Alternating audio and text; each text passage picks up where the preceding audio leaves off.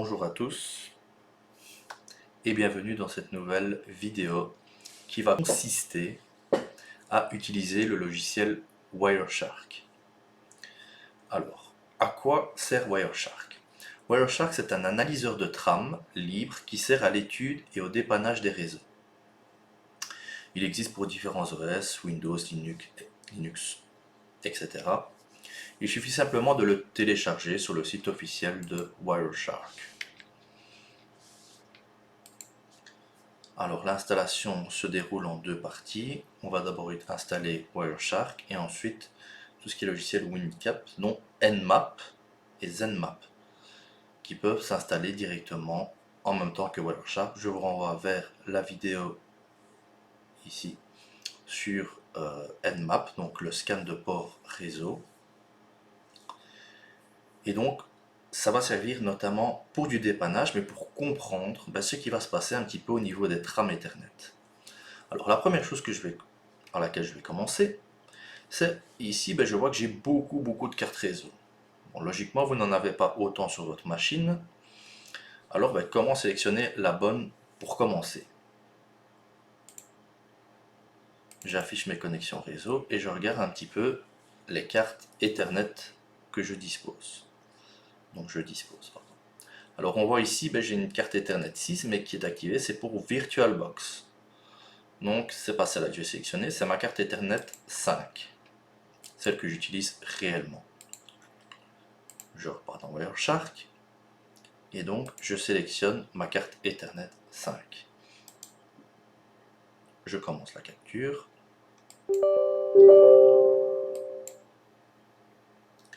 Et voilà, il commence déjà à capturer plusieurs informations provenant de mon réseau. Continuons, on voit qu'ici le nombre d'informations sans filtre, il est impossible pour moi de trouver la trame Ethernet dont j'ai besoin. Donc je peux arrêter directement la capture à partir de ce moment-là. Et si je veux tout effacer, je peux éventuellement effacer toutes les données.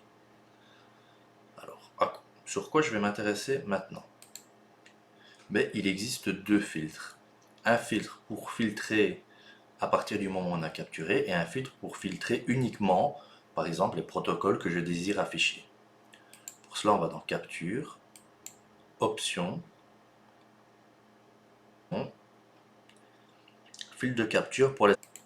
Et donc ici, je pourrais éventuellement filtrer, je ne voudrais par exemple que tout ce qui est TCP, UDP, tout ce qui a rapport avec le DNS, etc. Alors, continuons. Par exemple, je peux directement, au lieu de sélectionner ici, je pourrais directement mettre, je voudrais tout ce qui est HTTP. Alors ici, je tape HTTP, il me le met en rouge parce que je n'ai pas utilisé la bonne commande. Donc, je vais par exemple mettre TCP port HTTP. Donc là, il ne m'affichera que tout ce qui est filtré, donc tout ce qui est HTTP. Tout ce qui va passer en TCP par le port HTTP. Donc là, c'est le filtre au niveau de l'interface. Mais on peut aussi utiliser le filtre d'affichage. Alors ici, je vais fermer. Ça se passe comment? Ça se passe de la même manière. On peut directement ici utiliser le filtre HTTP, ce qui est quand même beaucoup plus simple, et ne me montrer que les requêtes HTTP par exemple. Ce sera beaucoup plus simple. Ou ARP, donc adresse résolution protocole, etc. Donc là, c'est quand même plus simple. Par contre, on aura quand même beaucoup d'informations et on aura toutes les informations, mais on peut uniquement filtrer celles que l'on désire afficher. On pourrait également filtrer certaines adresses IP. Donc là, je repars sur de l'HTTP par exemple. Et donc, je ne veux plus afficher l'IP 108. On peut aller ici et exclure l'adresse 192.168.1.108. Et là, il n'y a plus l'adresse 108. Donc, je ne me soucie plus de cette adresse-là dans ma recherche. Donc, il y a tout un tas de filtres que vous pouvez utiliser et dont vous pouvez regarder. Par contre, si vous êtes un peu fainéant comme moi et que la programmation vous parle un petit peu, vous voyez qu'ici on a un petit point d'exclamation. Mais je pourrais très bien dire aussi, moi je veux que ce soit uniquement les adresses IP égales à 108. Et donc là j'ai toutes les communications de cette adresse-là qui vont passer. C'est une autre manière de filtrer. Donc vous pouvez vous amuser à filtrer un peu toutes les informations que vous voulez selon la trame que vous voulez étudier. Alors oui, petite précision, au niveau du filtre de la carte réseau, donc pour filtrer uniquement ces informations-là, donc pas filtrer l'affichage, filtrer les informations, on va travailler avec 4 choses différentes. On peut préciser soit le protocole, par exemple TCP, UDP, etc., HTTP, etc. On peut utiliser la destination, donc la source, ou la destination, SRC, DST, les hôtes par défaut, et les portes logiques, les opérations logiques, donc et, ou, etc. Je vais vous montrer un exemple de filtre que je peux appliquer. Donc source hôte 192.168.159 et la destination net 192.168.1.108.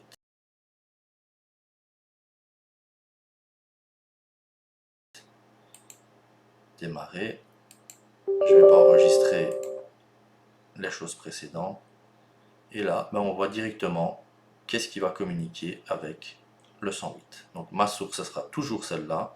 Donc on n'aura pas le retour d'information, on ira uniquement d'un côté et de l'autre. Alors voilà, ici je vais totalement me lancer au hasard. On va vraiment essayer de capturer des choses, par exemple en téléchargeant un PDF de Wireshark ou quelque chose comme ça. Alors la première chose que je vais faire, c'est je vais commencer à essayer de filtrer au départ mes informations qui peuvent m'être utiles. Ça sert à rien de partir dans des protocoles inutiles. Donc par exemple, je vais filtrer, donc j'ai sélectionné ma carte Ethernet 5, donc je vais taper IP ou tout ce qui est TCP ou tout ce qui est UDP ou par exemple tout ce qui est ARP. Soyons fous. Et donc, je commence. Alors là, il n'y a pas grand chose. Je vais aller sur Google et je mets Wireshark. Voilà, download. Je vais télécharger la version portable. C'est pas un PDF, mais ça peut faire l'affaire. J'avais déjà fait un premier essai. Voilà. J'ai été sur un site, j'ai téléchargé, je peux arrêter ma capture. Alors, comment ça va se passer maintenant? La première chose, j'aimerais savoir d'où est-ce que j'ai téléchargé, comment j'ai fait. Donc, on voit déjà qu'il y a une adresse IP de destination ici. Mais je ne suis pas sûr que c'est celle-là. Donc, je peux déjà regarder au niveau de mon DNS qui ai-je interrogé pour avoir l'adresse IP de Wireshark. Alors, je vais commencer par filtrer. Je vais mettre par exemple tout ce qui est UDP. Voilà. Alors, où est mon DNS? C'est qui mon DNS? Comment je lui ai parlé? Etc. C'est un peu plus compliqué que ça. Ce que je vais faire, je vais ouvrir un invite de commande. Un petit ipconfig /all. Donc logiquement le DNS ça pouvait être 8888 ou 8844. Ici clairement mon DNS ça serait un peu plus compliqué parce que c'est mon routeur. Donc on le voit ici qui fait aussi DHCP, qui fait aussi passerelle par défaut. Donc je vais devoir déjà essayer de trouver où est mon routeur là-dedans. Et donc comme je vous ai montré les filtres et que je suis quelqu'un d'assez fainéant, je vais déjà voir si j'ai eu des requêtes sur mon DNS. Donc là il me dit non DNS, voilà, ça c'est tout ce qui n'est pas en rapport avec le DNS. Et maintenant c'est tout ce qui est en rapport avec le DNS. Et là je vais devoir passer mon temps à essayer de trouver la trame qui a fait la requête vers le site de Wireshark.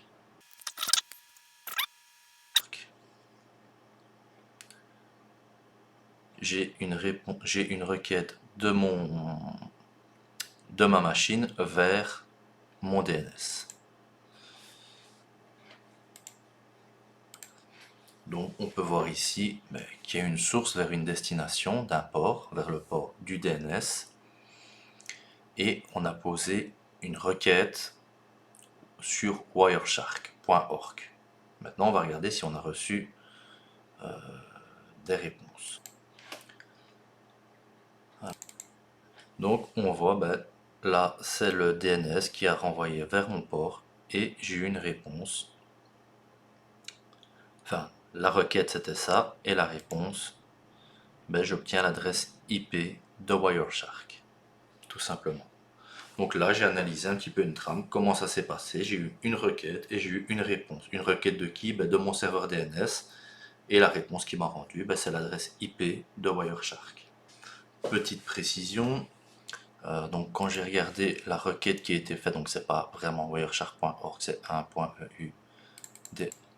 Donc ma requête, et on voit ici la réponse est sur la trame 1250.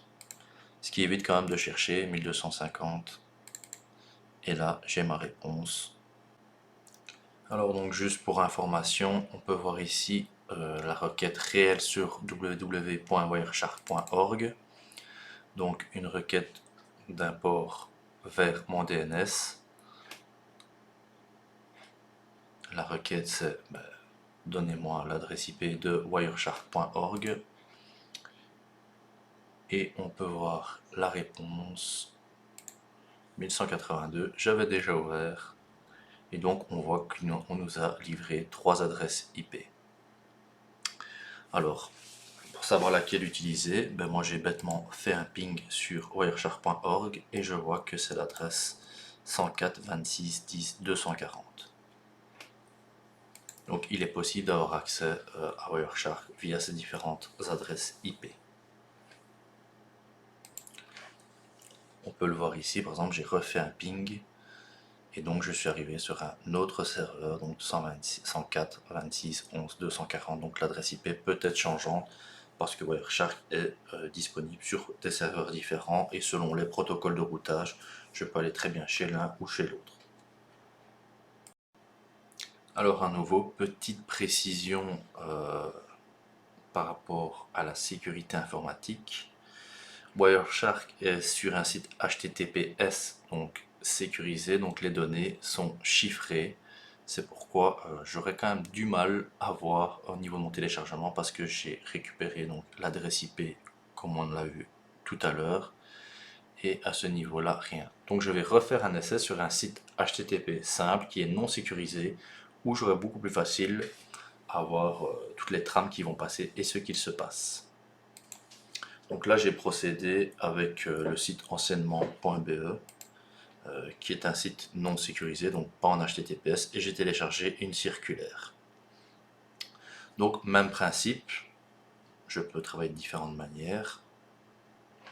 Je vais tout d'abord regarder toutes les requêtes qui ont été faites vers mon DNS en recherchant enseignement.be. Et là j'ai une réponse déjà. Alors j'ai quand même pas mal de choses. Enseignement.be, des adresses IP. Je vais regarder la réponse. La requête c'était bien sûr enseignement.be. La réponse et donc l'adresse c'est 193 190 96 230. Donc je vais essayer de me baser par rapport à ça pour essayer de retrouver mon téléchargement. Ensuite, comme je suis en HTTP, j'ai remis un filtre HTTP, ce qui est logique. Donc ce n'est pas cette adresse là. Ah, je vérifie l'adresse. Je pourrais ajouter un filtre, mais je suis assez... vous me connaissez. Donc 193 190 96 230. Ok. Donc je vois ici que j'ai été sur la page d'index. Donc après un petit peu de recherche, donc je vois un fichier application xzip. Je présume que c'est le seul événement parce que ma source c'est ça et ma destination c'est mon PC. Alors, contient type application xzip compressed. Alors quand je regarde les propriétés de mon document zip, on a un nombre ici qui est très très proche. Au niveau de la taille, on correspond très fortement. Donc je présume que j'ai mis dans le mille au niveau de ma trame Ethernet, qui elle, vu que le fichier est beaucoup trop volumineux, a été découpé en plusieurs trames. Donc concrètement, j'ai plusieurs trames Ethernet sur le message envoyé. Alors au niveau du port, je vois que c'est le port 80, donc le port HTTP. La destination, ça c'est un port qui s'ouvre de manière aléatoire logiquement, donc au-dessus de 1024, parce que les ports à 1024 sont réservés. Donc vous connaissez 21 FTP, 22 SSH, etc. Nous sommes en IPv4, donc j'ai l'adresse source et l'adresse de destination. J'ai les adresses MAC. Donc voilà, ici j'ai pu analyser une trame, enfin un envoi très complet de plusieurs trames, évidemment, vu que mon paquet était trop gros, il était découpé en plusieurs parties. Et je sais récupérer notamment beaucoup d'informations par rapport à ça. Voilà. Petite précision supplémentaire, on voit aussi la trame affichée en hexadécimal. Donc par exemple, je peux analyser cette trame et je vois ici 50, c'est en fait, par exemple, je clique ici sur mon port, source port 80, donc 80, je sais que ça fait 50 en hexadécimal. Donc voilà, je peux analyser et comprendre d'où viennent à chaque fois, comment est écrit ma trame en hexadécimal. Enfin, mes trames ici en l'occurrence. Donc je reprends une partie qui a été découpée sur 1440 bytes qui est le maximum. Et donc on voit que ça correspond à toute cette partie là, la dernière partie qui est plus petite. Et voilà.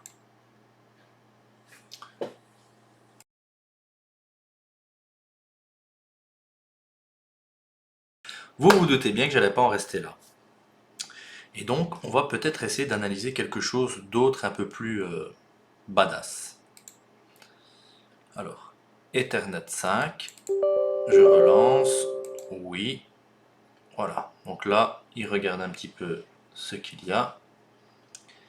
Et donc ici, je vais ouvrir ceci et je vais aller sur ma domotique. Il me demande un nom d'utilisateur et un mot de passe. Et voilà, j'arrive sur ma domotique. Évidemment, comme je fais plusieurs choses en même temps, c'est un peu lent. Mais voilà, j'ai rentré mon mot de passe, je suis dessus, j'ai ma domotique, je la mets de côté et j'arrête ceci. Alors là, c'est quelque chose dont je connais l'adresse. Donc je peux déjà mettre le filtre d'adresse. Alors,